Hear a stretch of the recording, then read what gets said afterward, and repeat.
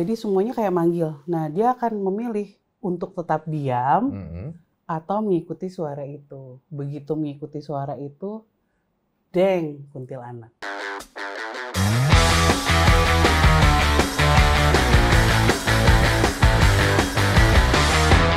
Ada Teresa nih. Salam kenal. Salam kenal. Kalau bahasa Sundanya salam kenal apa? Sampurasun. Sampurasun ya, jangan diplesetin. Plesetin jadi apa? Jangan. Ntar kurang ajar. Akhirnya ketemu pebasket sombong. Pernah nonton konten gue nggak teh? Nonton. Ah serius? Serius. Jangan berusaha membuat saya nyaman. Kontennya di Instastory doang sih. Oh di Instastory. Iya. Ngikutin. Oh beberapa sih lihat. Yang Rachel V-nya, Luna Maya tuh nonton.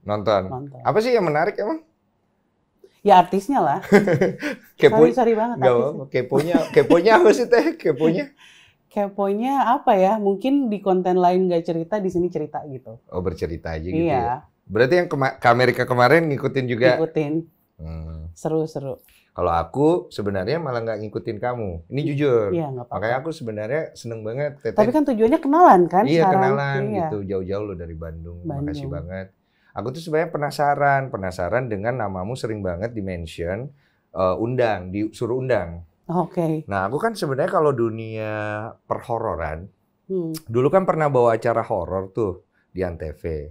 Cuman jujur teh, aku pribadi tuh ketika bawa acara horor, aku menemukan di lapangan itu ada yang fakta, ada yang tidak fakta. Tapi nanti kita obrolin. Okay. Karena aku pengen tahunya sebenarnya lebih ke backgroundnya Teteh sendiri. Teteh itu sebenarnya dari kecil emang punya kemampuan ataukah ada karena sesuatu hal terjadi? Oke, sebenarnya dari kecil sih ini. Kalau menurut orang tuaku sih dari bayi gitu. Jadi sering nangis lah kalau dibawa ke pemakaman atau apa gitu. Pernah sempat dibawa ke pemakaman nunjuk-nunjuk tante. Karena aku kenal waktu kecil si tante itu yang meninggalnya. Jadi di sebelah ini ada jenazahnya. Nah gue tuh nunjuk-nunjuk ke atas. Tante umur 3 tahun katanya. Ingat? Enggak, diceritain aja. Terus. Itu udah kayak gitulah, udah dari kecil udah menunjukkan hal-hal seperti itu. Terus makin parahnya tuh memang ketika aku pindah Bandung. Orang tuaku di dinas di luar kota gitu. Aslinya orang mana? Bandung, cuman mereka kan pegawai negeri, terus pindah-pindah gitu rotasi ke kota-kota lain. Akhirnya udahlah, daripada anak ini pindah-pindah sekolah mulu kan dari kecil, SD kelas 5 tuh pindah ke Bandung. Nah, di situ tinggal di rumah kakek dan nenek. Mereka adalah pensiunan tentara dan tinggalnya di rumah dinas Belanda. Terus ya udah disitulah ketemu sama 5 anak Belanda. Ini yang aku dapat infonya Peter CS. Peter ya, bukan Peter ya? Peter ya, bebas lah. Kok namanya Peter sih? Peter CS. Karena ada 5 anak. Kalau disebutin semuanya panjang, jadi CS. Peter, Hans, Hendrik, Jansen, William. Peter, Hans, Hendrik, Jansen, William.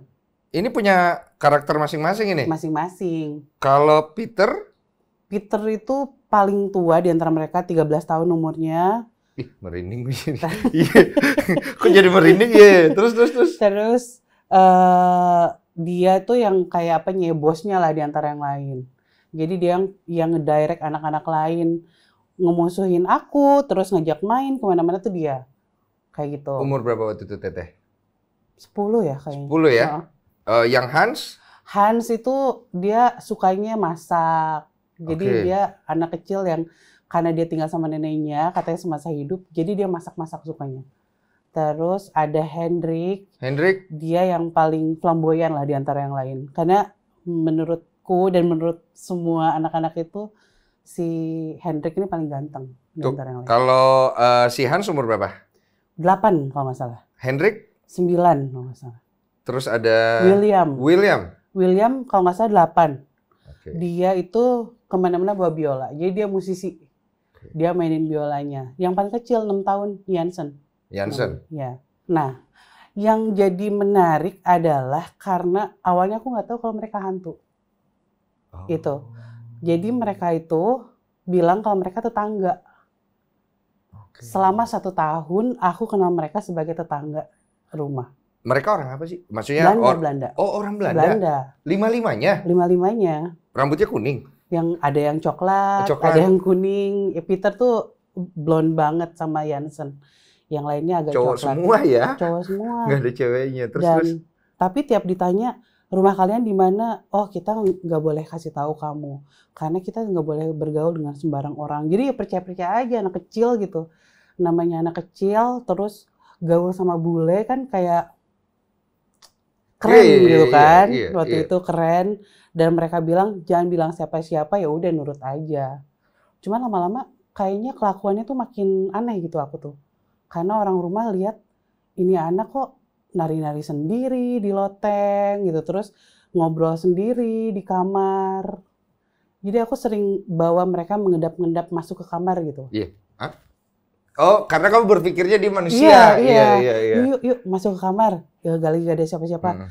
Tapi ternyata saudara-saudaraku yang tinggal di rumah kakek tuh dengar ini anak ketawa sendiri ngapain ya. Terus dilihat tuh dari jendela ada kalanya lagi dansa gitu, nari-nari. Terus kayak ngobrol sama tembok gitu. Padahal kan... Iya. Kayak di film-film. Iya kan, kayak gitu. Ya sampai akhirnya dipanggil lah kakek dari pihak... Dari itu tinggalnya kakek nenek dari pihak papa kan. Akhirnya dipanggil kakek dari pihak mama. Dipanggil ke rumah, terus dilihat benar atau enggak. Ternyata kakekku juga melihat apa yang aku lihat gitu. Melihat juga? Melihat mereka. Terus, oh anak ini nggak sendirian. Ini sama hantu. Itu waktu itu mamaku pingsan kok. Saat kejadian itu? Takut, maksudnya dia stres banget, kaget. Nah, dari seringnya main bareng, masih kecil dong, ada nggak tertarik dengan salah satu dari Peter? Ada. William. Kenapa? William itu apa ya? Jadi dia yang nggak pernah terbawa arus gitu. Kalau yang lain musuhin, misalkan kadang kan mereka suka memaksa untuk kayak mereka tuh suka banget sama binatang. Terus Peter bilang, Risa, ayo kamu kumpulkan uang yang banyak. Saya mau beli ular. Dulu tuh lagi happening banget lah. Orang-orang anak sekolah pakai ular. Di sini ular beneran. Oh, di sini ya? Iya kan? Lagi berjamur pet shop gitu. Terus, tapi si William ini yang walaupun umurnya masih kecil, tapi dia jangan Peter gini-gini lah. Suka jadi pembela gitu. Paling inilah ya, paling bijaksana. Dewasa lah ya. Dewasa untuk umur segitu. Nah, setelah kan bertumbuh gitu, mereka masih kontak gak sih? Masih kontak gak sih? Masih. Jadi masih sampai sekarang. Sampai sekarang? Sampai sekarang. Serius? Serius. Jadi gimana? Tapi ada sempat beberapa tahun yang hilang tanpa mereka. Karena ini salah satu pelajaran yang mungkin bisa diambil sama orang tua yang menyadari bahwa anaknya bisa lihat hantu. Kadang-kadang banyak di antara orang-orang yang, aduh pengen banget nih gue temenan sama hantu, kayaknya menyenangkan deh hidup lusa gitu. Oke, memang menyenangkan karena rasanya nggak pernah sepi, ada terus mereka. Tapi ada satu titik mereka itu demanding. Maksudnya? Karena mereka bilang, Risa, apakah kamu tidak ingin berteman selamanya dengan kami? Kalau waktu itu kan masih kecil, ya mau sih. Saya nggak mau berpisah dengan kalian. Ya sudah, kamu mati saja. Wah, arahnya nggak enak. Iya kan, itu.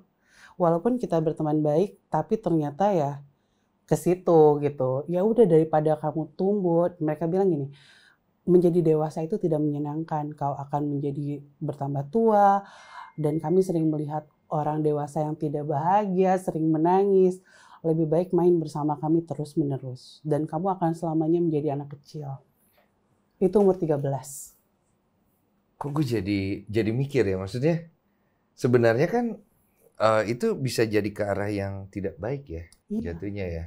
Iya. Nah, yang aku penasaran, dari 5 karakter hantu ini, kamu pernah menggali lebih jauh nggak tentang kehidupan para hantu ini dari mereka? Iyalah, kan jadinya buku.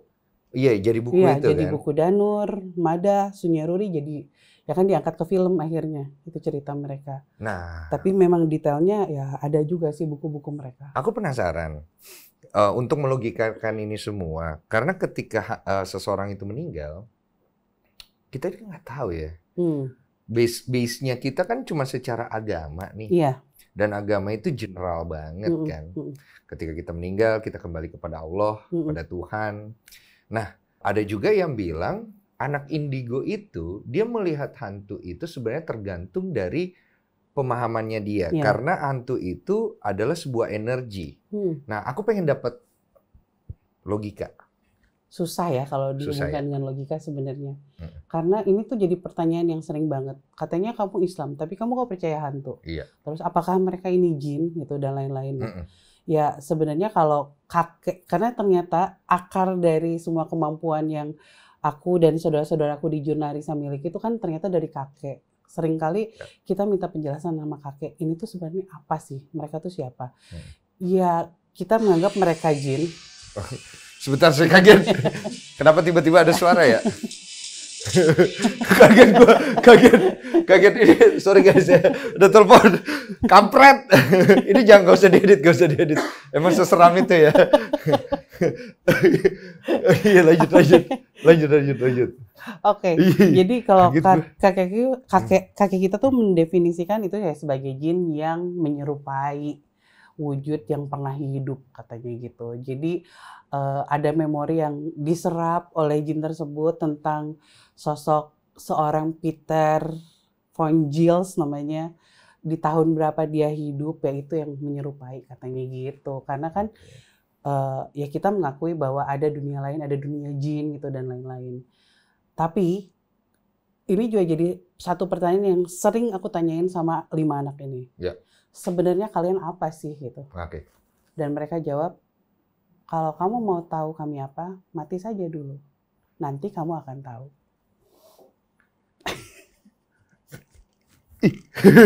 Gue kenapa ngobrol sama dia merinding banget ya? Kalian merinding gak sih? Iya selalu kayak gitu, jadinya ya udahlah gitu. Cuman kalau di kasus mereka, jadi ada beberapa yang ya saudaraku meninggal, tapi nggak pernah gitu aku ketemu sama sosoknya lagi tuh nggak pernah.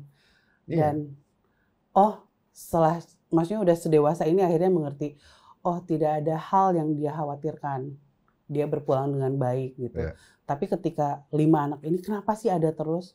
Mereka selalu bicara bahwa kami menunggu mama papa gitu, katanya gitu, selalu kayak gitu. Karena di historinya mereka tuh mereka meninggal karena Jepang pada saat itu.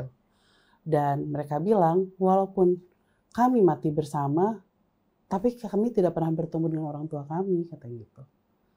Ya di situ jadi kayak nanggepin, mungkin orang tuanya sih ya udah merasa tidak ada beban, waktunya berpulang ya udah. Sementara anak-anak ini masih berharap, oke, kami akan pergi kalau kami dijemput mama atau papa, katanya gitu. Kalau kita ambil logikanya tadi dari penjelasan Teteh, dari kakek ya, bahwa ini adalah jin yang kita anggap saja dia menyerap memorinya. Berarti ada urusan yang belum selesai kan? Iya. Diwakilkan oleh si jin. Si arwah benerannya anggap saja sudah kembali, gitu kan? Urusannya si jin ini mengambil data daripada si arwah yang sebenarnya, arahnya kemana Teh? Waduh, berat banget ini. Bisa dibantu Riri ini menjawab gimana ya? Menarik loh ini. Nggak tahu sih sebenarnya ya. Cuman ya kalau aku pribadi sih, walaupun kakek tuh mencoba menjelaskan secara logika, kalau aku pribadi menganggap, ini arwah penasaran gitu. Iya, mau dibikin simpel aja gitu. Kan? Aku kayak gitu mikirnya. Nah, kalau dari 5 yang dilihat, yang bisa melihat yang lain juga, Teteh? Iya. Pada akhirnya. Nah, ini nih. Di umur 13, mereka menyuruh saya mati. 3 kali percobaan bunuh diri pada saat itu. Oh, sempat berniat juga? Iya, tapi kayaknya ini adalah kejadian percobaan bunuh diri yang paling menyenangkan. Karena orang kan mungkin kalau stres baru melakukan ke arah situ kan. Ini pada saat itu kondisi aku tuh happy karena akan bersama-sama dengan mereka gitu. Nah, ditentukan kenapa di umur 13 tahun karena Peter paling tua 13 tahun. Kamu tidak boleh lebih tua dari Peter, katanya gitu. Kalau lebih tua kan berarti menjadi seorang kakak buat mereka gitu, nggak jadi teman lagi gitu. Nah terus pada saat itu ya udah 3 kali percobaan bunuh diri. Yang pertama itu minum obat warung 10 biji. Obat apa? Warung. Apa itu? Ya kayak Panadol, Paramex gitu loh. Oh kayak ini ya, iya 10 biji. Pada saat itu Panadol, aku ingat. Terus? Masih bulat-bulat. Dan minum itu tidak terjadi apa-apa. Aku cuma ngantuk doang kok. 10 biji nggak kenapa-napa? Cuma ngantuk doang. Ya itu aneh gitu. Pagi-pagi masih dibangunin nenek, bangun-bangun sekolah. Ya nggak jadi mati gitu. Kayak gitu. Oh nggak seneng? Nggak seneng. Karena kok masih saya baru kali ini menemukan ada orang nggak jadi mati nggak seneng ya? Kan? Iya. Nah udah gitu yang kedua, dia pengen mati. Mereka bilang, ayo kita ke toko buku. Waktu itu ada sebuah toko buku lah. Di situ mereka nunjuk alat ini. Cutter. Di toko buku. Iya, beli cutter katanya karena mereka sering melihat orang yang menyayat katanya gitu. Tapi ini akan sakit. Tidak akan terlalu lama kok sakitnya gitu. Oh ya udah. Oh diedukasi ya? Iya. Oh hantu ini baik sekali mengedukasi kita untuk mati. Lanjut. Terus udah gitu, itu udah dipastiin di toko buku itu cutternya tuh normal banget. Tapi begitu di rumah nih malam-malam, yang lain udah pada tidur, aku udah siap-siap nih, udah pakai baju piyama putih-putih gitu ya. Terus pas gini macet, itu bener-bener macet si cutternya nggak bisa kedorong ke atas. Nggak bisa. Terus wah kita gagal lagi nih, gimana? Ya udah kita ada cara yang paling berat. Tapi itu pasti berhasil katanya gitu. Ya udah. Fadil. ini obrolan kagetan tau gak? Tadi telepon gua, sekarang gua ngeliat di tangan apaan nih? Callingan hantu. Iya sih, Fadil lagi. Mau diangkat dulu? Enggak usah. Dia lagi di villa katanya ada hantunya atau. Terus baik. Lanjut. Terus udah gitu, yang ketiga pagi-pagi itu percobaan bunuh dirinya pagi-pagi pakai seragam sekolah. Terus ya udah ikut aja lah mereka. Jalan pagi itu ketika aku udah tahu bahwa mereka hantu ya, jadi udah cuek karena orang kan nggak akan lihat. Ternyata mereka nyuruh naik angkot. Jadi ada satu angkot warna putih itu di kota Bandung yang ngebutnya tuh gila. Angkot barbar. Iya, itu wah gila ngebutnya, udah terkenal banget. Bukan orang Batak kan yang bawa? Nggak tahu ya. Lanjut. Terus mereka bilang naik nanti kita akan suruh kamu lompat di saat yang tepat katanya gitu. Karena itu pasti kamu mati gitu. Ya udah, akhirnya naiklah angkot itu. Ada pas belokan gitu lagi ngebut banget, mereka bilang, "Lompat Risa sekarang."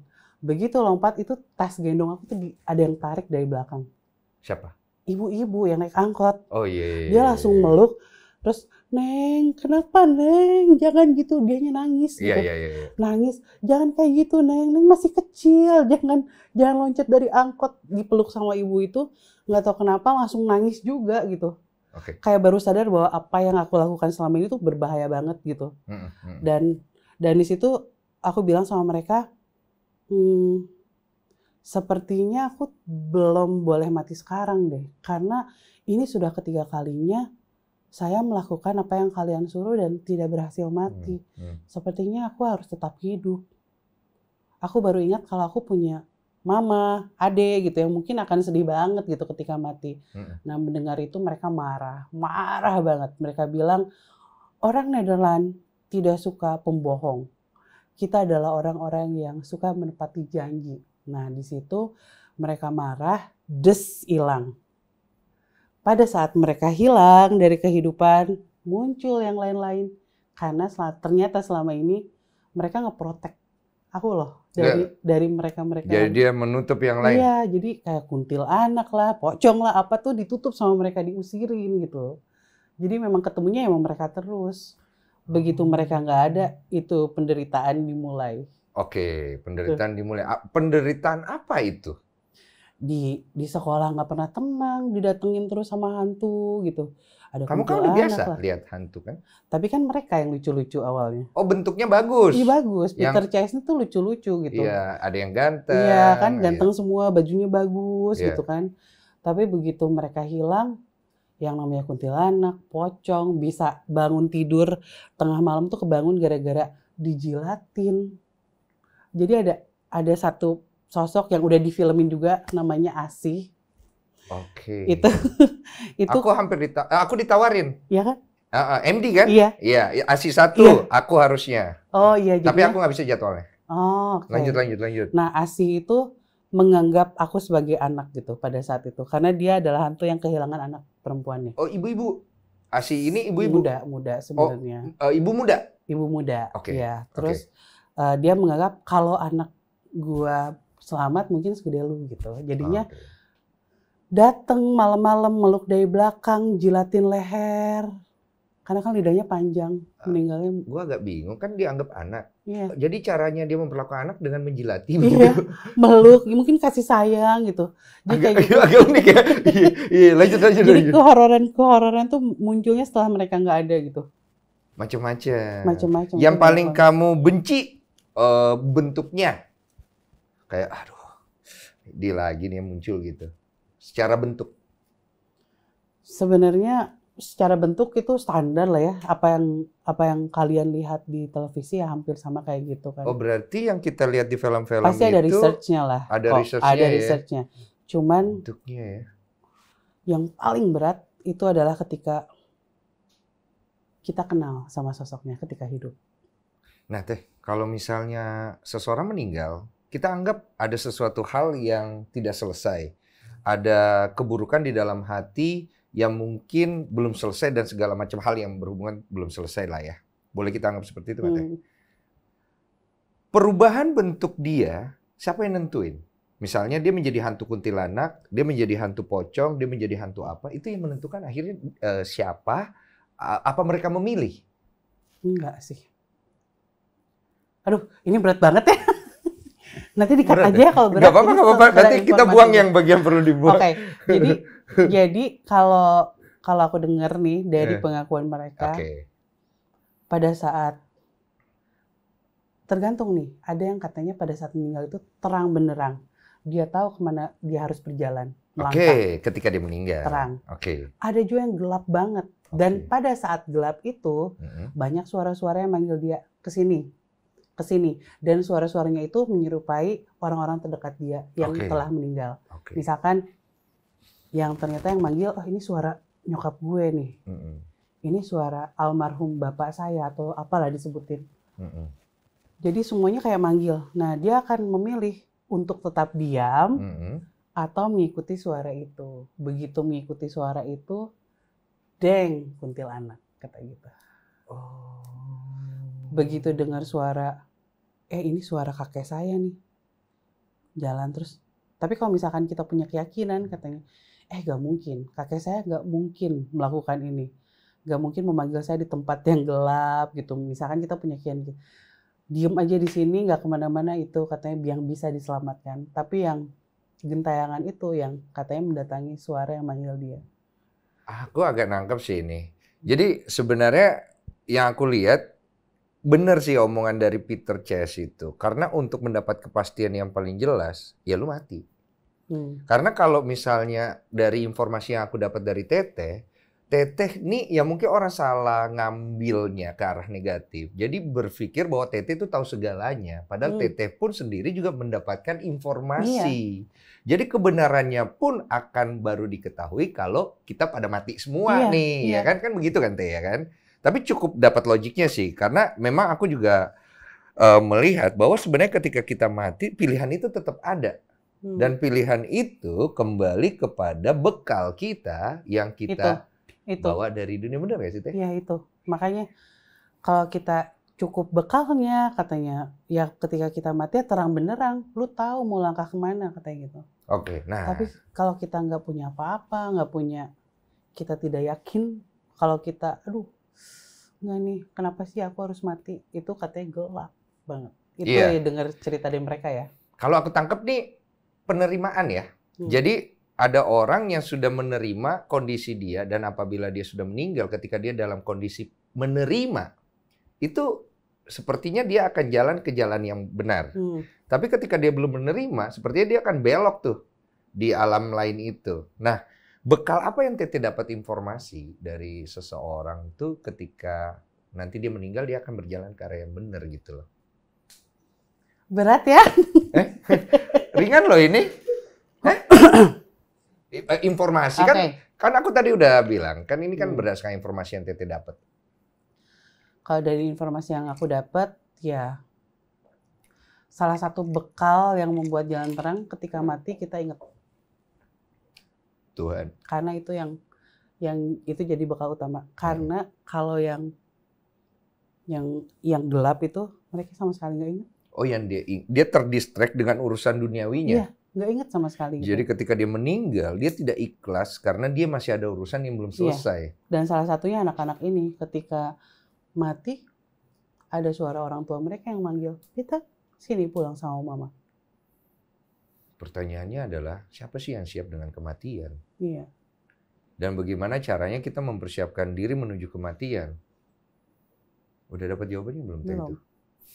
Aku juga belum siap. Bagus jawabannya. Karena kalau Tete udah dapat jawabannya, berarti Tete udah mati. Dan saya sedang ngobrol dengan makhluk halus di sini. Belum. Oh, ini berat banget ya. By the way, aku kan pernah nih di sini ngundang juga teman. Nah, aku penasaran nih, ketika Tete masuk ke dalam sini, ada nggak Tete melihat sesuatu? Ada. Ada juga Tete melihat. Ada apa nih? Bentar. Nggak apa-apa, saya orangnya pemberani. Yang pasti aku ajak Peter CS ke sini malam ini. Ada ikut dia? Tapi mereka tidak mau masuk. Kenapa? Mereka selalu menganggap orang yang bermata sipit itu adalah nipong. Wow, Peter CS, thank you so much ya. Jadi aku masuk ke Nipong. Bukan kamunya ya? Siapa nih? Siapa? Yang ada di sini. Oh, ada di sini. Oke, itu aja. Oh. Karena ini bukan apa ya?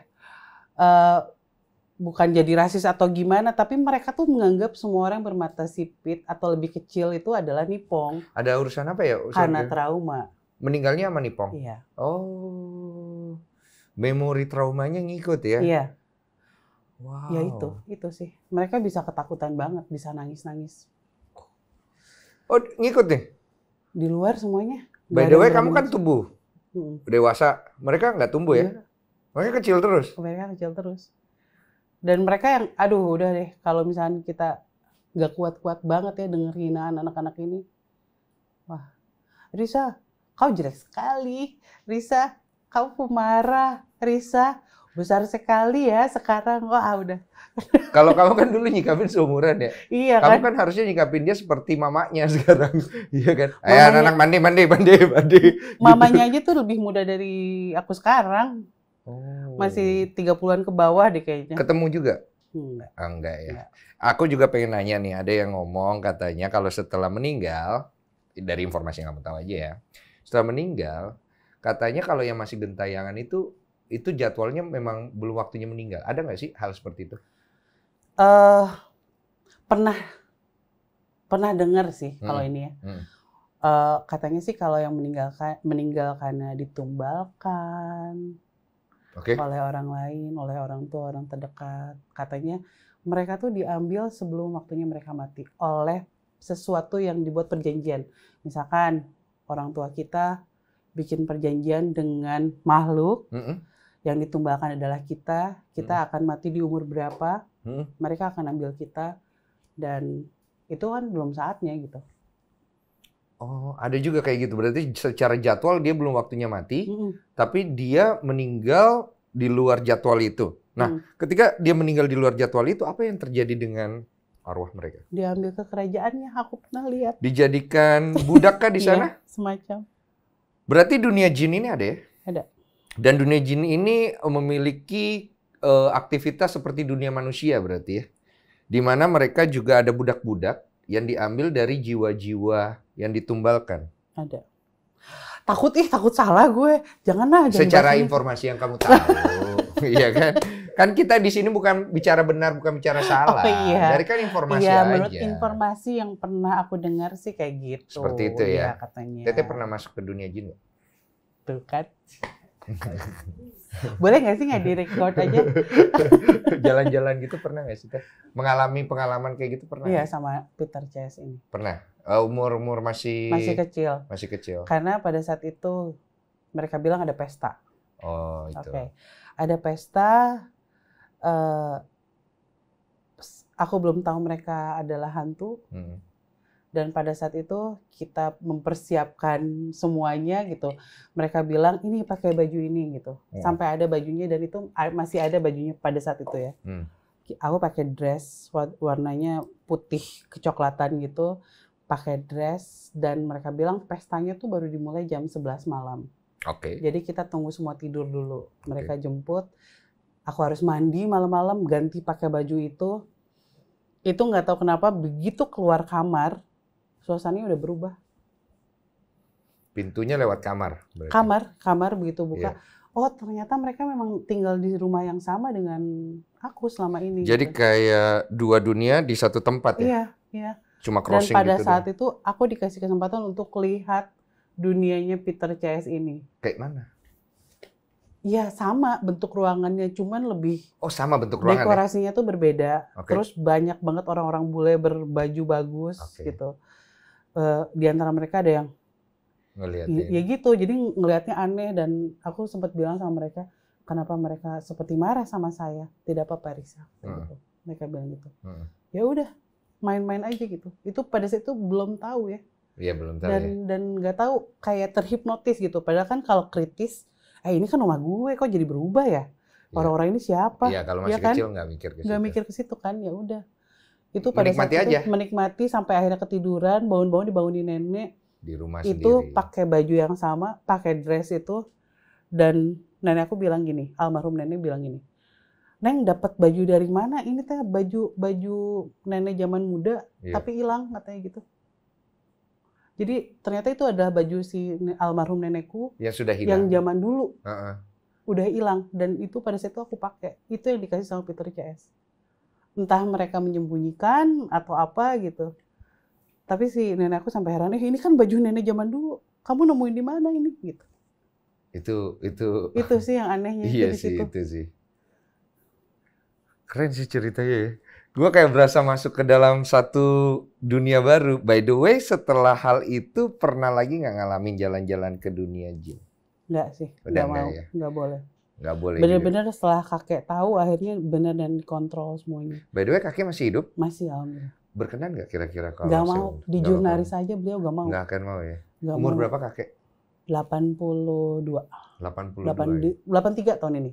Dan berarti apa yang Teresa dapat, saudara-saudara, berarti datang dari keturunan ya? Dan kalau kita bicara tentang keturunan, apakah mungkin Teh, arwah atau roh atau apapun itu dalam bentuk gaib dari leluhur kita bisa datang lagi ke dunia untuk menyampaikan pesan? Bisa. Ketawa-ketawa kan adik gue tuh. Bisa? Biasanya silaturahmi saat lebaran. Oke. Ada momen-momen tertentu ketemu lagi sama yang nggak pernah kita lihat. Dan itu dalam keadaan yang beda lah dengan yang kalau kita kan ke penelusuran kan yang aneh-aneh. Enggak, ini lebih muda, lebih cantik gitu. Bentuknya. Beda. Dan itu kayak pas silaturahmi pas lebaran biasanya. Itu benar-benar kita berkumpul satu keluarga besar dan anak-anak yang bisa lihat mereka, kita lihat semua. Ketika mereka datang atau turun lah istilahnya, turun ya berarti ya? Iya. Turun ya? Harus ada izin nggak? Izin gimana maksudnya? Ibaratnya mereka kan ada dunia sendiri tuh di sana. Iya. Ketika mereka mau datang ke dunianya manusia nih ibaratnya, harus mendapatkan izin nggak atau mereka bebas aja? Kayaknya sih harus ada izin sih. Harus kayaknya. Ada izin. Karena kita nggak pernah yang seharian gitu, nggak. Yeah. Paling 10 menit kita dikasih lihat, oh ternyata keadaannya bagus. Paling dari kejauhan. Kita nggak yang, kalau di jurnalisa kan mediasi lah apa, nggak. Kita lihat aja. Dan kakek suka bilang, itu lihat siapa aja yang datang hari ini gitu. Itulah di situ misteri dunia gaib ya. By the way Teh, sebelum saya akhirin, saya pengen ada menyampaikan, waktu itu saya ada baca si Ewing ini dia kan kita jangan sebut Ewing deh. Ada orang yang tidak percaya indigo. Iya udah gue sebut ya. Anggap nanti itulah. Ada orang yang tidak percaya dengan indigo. Kenapa dia tidak percaya? Karena indigo itu tidak berhasil menghadirkan makhluk gaib itu di depan dia. Jadi ada orang yang tidak percaya itu. Kemudian dia juga tidak percaya bahwa ada orang indigo, karena ketika orang indigo itu yang mengaku indigo, 2 orang dia masukkan ke dalam satu ruangan, di ruangan yang sama 2 orang ini melihat makhluk yang sangat berbeda, yang berbeda. Tete bisa jelasin nggak sampai di titik itu? Baru sekarang sih nanggepin, karena sebenarnya biasanya aku tuh nggak peduli kok. Iya. Bodo amat lah gitu. Kadang-kadang seseorang mempunyai kemampuan melihat mereka tuh berbeda-beda. Oke. Semakin kita dewasa, semakin kita banyak beribadah juga, yang dilihat itu beda kadang-kadang. Kalau selama ini yang dilihat, aku pernah nanya gini sama kakek, Pak, kan kita manggilnya semua Bapak, Pak, kenapa ya yang saya lihat kok pocong terus, kuntilanak terus, kapan saya dikasih lihat sosok yang bagus seperti Bapak? Jadi Bapak tuh bisa, kalau misalkan datang ke sebuah tempat gitu, dia tuh melihat sosoknya tuh yang bagus gitu, kayak sesepuhnya, leluhurnya gitu. Kok saya yang saya lihat yang jelek-jelek. Jelek-jelek nih. Berarti kamu ibadahnya kurang, katanya. Semakin kamu mengasah ibadah kamu, yang kamu lihat juga semakin bagus, terfilter katanya. Makanya salah satu cara agar yang kamu lihat bagus, tingkatkan ibadahnya. Berarti Neng kurang wirid sama sholat nih, katanya gitu. Terus, oh gitu ya.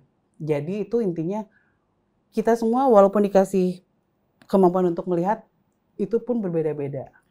Terkadang kamu misalkan di ruangan ini, oke, mungkin si Riri tuh lihatnya kuntilanak di situ, tapi aku lihat ada leluhur Koko di situ gitu, kayak gitu. Ini beneran? Benar.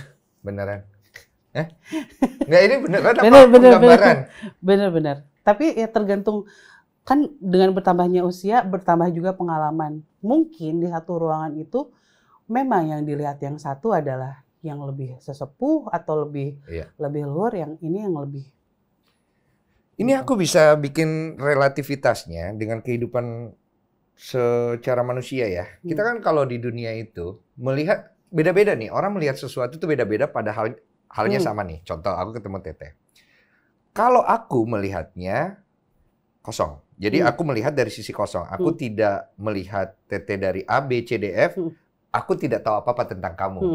Jadi aku pengen tahu. Tapi ada orang yang ketika melihat Teteh, dia sudah termakan dengan pikirannya. Iya. Misalnya kan, ada yang termakan dengan mungkin bayangan dia.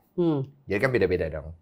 Apakah itu juga bisa kita connect ke sana? Ketika seseorang itu melihat sesuatu, itu didefine dari hatinya dia. Iya. Karena hati ini mengetahui banyak hal kan. Cuma masalahnya kadang-kadang kita jarang nih membersihkan hati kita nih. Seringnya kita lebih fokus dengan pikiran kita nih. Iya. Sehingga hati kita menjadi kotor dan segala sesuatu yang kita lihat itu adalah hal-hal yang buruk. Dan kita mempercayai itu sebagai hal yang baik. Iya. Bisa jadi seperti itu kali ya, iya. Teh ya. Cakep tuh Teh. By the way, satu hal lagi, Teh pernah lihat tuyul? Pernah. Nah, ada pertanyaan dari netizen saya. Tuyul ini emang beneran ngambil duit Teh? Spesialisasinya sih gitu sih. Nah ini pertanyaannya, kenapa mereka nggak nyolong di bank? Kan di bank banyak duit katanya. Emang di bank nggak ada yang jaga gitu? Jangan salah, di gedung-gedung modern itu penjaganya lebih ketat daripada rumah-rumah biasa. Itu jawabannya. Terjawab semua. Teh, tos dulu. Terima kasih banyak.